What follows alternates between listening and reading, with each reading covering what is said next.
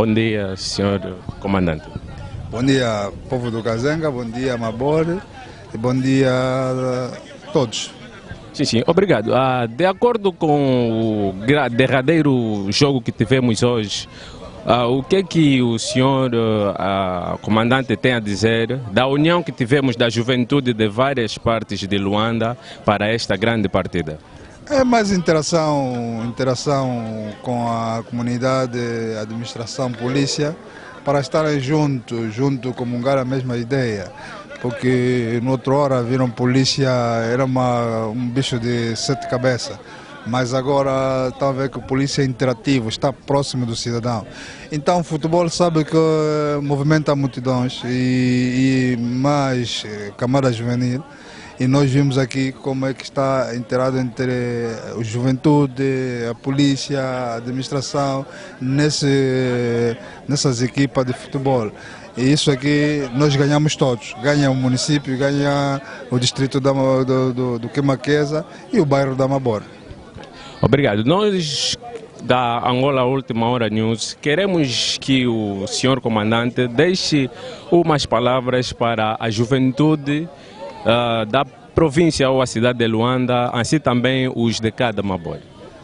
Bom, para a juventude, eu digo que deixam de enverdar nos atos de vandalismo como a criminalidade, para já criminalidade zero. Então procuram mais interar socialmente com a comunidade, e onde há esses eventos interativos é muito bom porque é ocupacional para a juventude.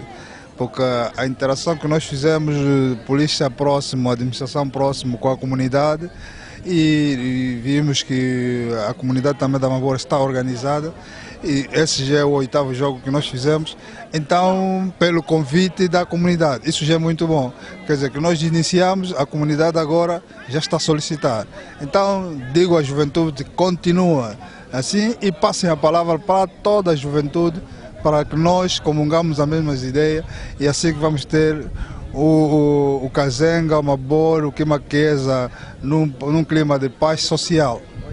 Obrigado. Estando na parte dos que perderam, qual é o apelo de motivação que o senhor comandante deixaria para os seus jogadores? O nosso jogador, pronto, não perdemos, ganhamos todos, não é? Porque uma equipa da comunidade, quando ganha, quer dizer que há motivação para todos. Então, essa é a interação. Para o nosso jogador é motivante, porque eles que estão sempre a jogar, e os nossos jogadores não estão sempre a jogar. É uma vez por semana, por causa da interação de trabalho e outras atividades que nós temos. Mas, mesmo assim, conseguimos ter o embate desejado pela comunidade. Então, para nós, comunidade próximo, polícia próximo, administração próximo, é assim que vamos ter uma paz social no Kazenga e na Mabora do distrito do Queimaqueza.